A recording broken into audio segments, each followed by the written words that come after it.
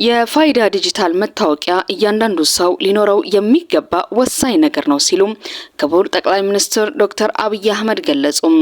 ፋይዳ በአሁን ሰዓት የዜጎችን ማንነት ከመለየት ባለፈ የተለያዩ አገልግሎቶችን በቀላሉ ለማግኘት የሚያስችል እንደሆነም ጠቅላይ ሚኒስትሩ ገልጸዋል። የኢትዮጵያ ፓስፖርት ያላቸው በርካታ የውጭ ዜጎች አሉ ያሉት ጠቅላይ ሚኒስትሩ በተለይ ጎረቤቶቻችን ከኛ ባህል፣ ቋንቋና አኗኗር ጋር የሚመሳሰል ዘይቤ ይዘው እዚሁ ይኖራሉ። ይህን ለመለየት ፋይዳ ያለው ጥቅም የጎላ ነው ብለዋል። ፋይዳ ለአንድ ኢትዮጵያዊ የዜግነቱ ማረጋገጫ ጭምር ነው ሲሉም ተናግረዋል።